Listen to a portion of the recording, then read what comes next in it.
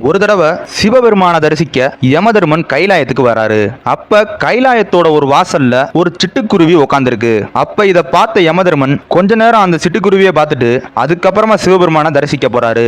அப்ப இத பார்த்த ஒரு கழுகு யமதர்மனால இந்த சிட்டுக்குருவிக்கு ஏதோ ஆபத்து நடந்துருமோன்னு இந்த கழுகு அந்த சிட்டுக்குருவியை தூக்கிட்டு போய் தூரமா இருக்க ஒரு மரப்பொந்துல ஒளிச்சு வச்சிடுது. இதுக்கப்புறமா சிவ தரிசனம் முடிந்து வெளியே வந்த யமதர்மர் இங்கிருந்த சிட்டுக்குருவி எங்க போச்சுன்னு யோசிச்சு நிக்கிறாரு.